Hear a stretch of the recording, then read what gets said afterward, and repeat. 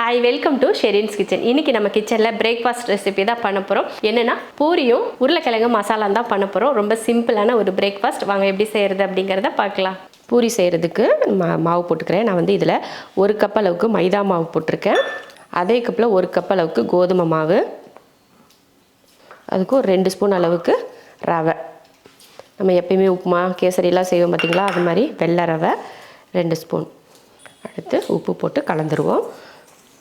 எண்ணெயெல்லாம் ஊற்ற வேணாம். நம்ம சப்பாத்திக்கெல்லாம் ஊற்றுற மாதிரி எண்ணெயெல்லாம் ஊற்றியெல்லாம் பிசைய தேவையில்லை. லைட்டாக உப்பு போட்டு கலந்துக்கிட்டால் போதும். அவ்வளோதான். இப்போ தண்ணி ஊற்றி பிசைஞ்சிக்கலாம். அப்படியே கொஞ்சம் கொஞ்சமாக தண்ணி ஊற்றி நல்லா சப்பாத்திக்கு பிசைவோம் பார்த்திங்களா, அந்த மாதிரி பிசையக்கூடாது. கொஞ்சம் மாவு வந்து இருகலாக இருக்கிற மாதிரி பிசைஞ்சிக்கலாம். அவ்வளோதான். இந்த மாதிரி மாவு வந்து பிசைஞ்சாச்சு. ரொம்ப சாஃப்டாலாம் பிசையக்கூடாது. கொஞ்சம் மாவு வந்து இறுக்கமாக இருக்கிற மாதிரி இருந்தால் தான் பூரி வந்து எண்ணெய் குடிக்காது. அவ்வளோதான். எடுத்து வச்சிடலாம் தனியாக. இப்போ மசாலா தாளிச்சிடலாம். பூரி மசாலா தாளிக்கிறதுக்கு இது போல் ஒரு 2 ஸ்பூன் அளவுக்கு எண்ணெய் ஊற்றிருக்கேன்.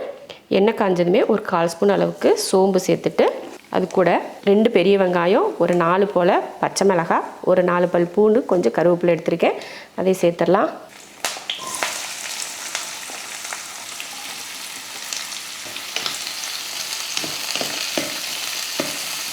வெங்காயம் இந்த அளவுக்கு லைட்டாக வதங்கினதுக்கப்புறமா ஒரு 1/4 ஸ்பூன் அளவுக்கு இஞ்சி பூண்டு பேஸ்ட் போட்டுக்கலாம்.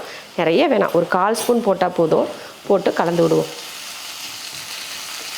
அடுத்து மஞ்சள் தூள் ஒரு 1/4 ஸ்பூன் அளவுக்கு சேர்த்துக்கலாம். ஒரு 1/2 ஸ்பூன் அளவுக்கு மட்டன் மசாலா இல்லைன்னா சிக்கன் மசாலா ஏதாவது ஒன்று சேர்த்துக்கோங்க. ரெண்டுலேயும் ஏதோ ஒரு மசாலா சேர்த்துக்கிட்டிங்கன்னா மசாலாவோட டேஸ்ட் ரொம்ப நல்லாயிருக்கும். அதனால் ஒரு 1/2 ஸ்பூன் அளவுக்கு சேர்த்துக்கோங்க. சேர்த்துட்டு கலந்து விட்டுட்டு ஒரு 1/4 கிலோ அளவுக்கு உருளைக்கிழங்க வேக வச்சு எடுத்துருக்கேன். அதை சேர்த்துடலாம். கொஞ்சமாக தேவையான உப்பு சேர்த்து கலந்து விட்டுறலாம். கலந்து விட்டதுக்கப்புறமா சும்மா ஒரு 1/4 டம்ளர் அளவுக்கு தண்ணி சேர்த்துக்கலாம். தண்ணி சேர்த்து கலந்து விடுவோம். சும்மா ஒரு 2 நிமிஷத்துக்கு இந்த உருளைக்கிழங்கு மசாலாலாம் சேர்ந்து இப்போ தண்ணி ஊற்றுனதோடு சேர்த்து வேகிற மாதிரி பண்ணிக்கலாம். அவ்வளோதான். மசாலா பாருங்கள், நல்ல இந்த மாதிரி ஒரு கெட்டியான ஒரு பக்குவத்தில் இருக்குது. நம்ம ஊற்றின தண்ணி கூட கொஞ்சம் கூட தெரியலை பாருங்கள். அந்தளவுக்கு நம்ம வதக்குனதுக்கப்புறமா கடைசியாக கொஞ்சம் மல்லித்தலையை தூவிடலாம். அவ்வளோதான். உருளைக்கிழங்கு மசாலா ரெடி ஆயிடுச்சு. அடுத்ததாக நம்ம பூரி தேய்ச்சி போட்டுக்கலாம். அவ்வளோதான். மாவு பார்த்திங்கன்னா ரெடியாக இருக்குது. இப்போ வந்து சின்ன சின்ன உருண்டையாக எடுத்துகிட்டு நம்ம வந்து தேய்ச்சி எடுத்துக்கலாம். நம்ம குட்டி குட்டியாக போடுவோம். ரொம்ப மெலிசாவும் போட்டிங்கனாலும் பூரி வந்து உப்பெல்லாம் வராது. கொஞ்சம் தடிமனாக இருக்கிற மாதிரி நீங்கள் தேய்ச்சி எடுத்துக்கோங்க. அவ்வளோதான். இந்த சைஸுக்கு இருந்தால் போதும். இப்போ இதே போல் ஒரு 4-5 பூரியாக தேய்ச்சி வச்சுக்கிட்டு அதுக்கப்புறமா நம்ம வந்து போட்டு எடுத்துக்கலாம். எண்ணெய் பாருங்கள் நல்லா காஞ்சிருச்சு. எங்கள் வீட்டில் அஸ்பக்குக்கு வந்து மைதா மாவு பூரி பிடிக்கும், அஸ்மாவுக்கு வந்து கோதுமை மாவு பூரி பிடிக்கும். அதனால் 2 பேருக்கு பிடிச்ச மாதிரி 2 மாவையும் போட்டு பூரி செஞ்சுருக்கேன்.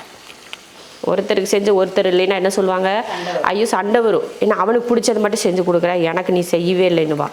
அவன் என்னென்னா அவளுக்கு பிடிச்சதையே செய், எனக்கு பிடிச்சத செஞ்சிடாதன்னுவான். அதனால் சரி 2 பேருக்கும் பாகுபாடு இல்லாமல் ஆளுக்கு பாதி மாவை போட்டு பூரி செஞ்சிட்டோம்.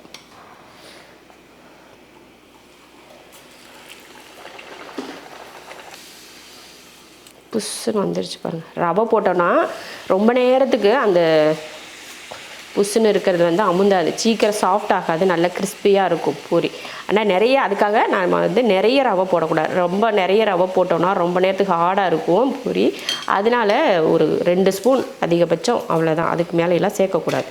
பூரிக்கு வந்து உருளைக்கிழங்கு மசாலா இந்த மெத்தடில் செய்யுங்க. நீங்கள் வந்து கரம் மசாலா போடுறதுக்கு பதில் கொஞ்சம் சிக்கன் இல்லைன்னா மட்டன் மசாலா ஏதாவது சேர்த்துட்டிங்கன்னா அந்த டேஸ்ட் வந்து மசாலாவோட டேஸ்ட் வந்து ரொம்ப அருமையாக இருக்கும். இதே மெத்தடில் ட்ரை பண்ணுங்கள்.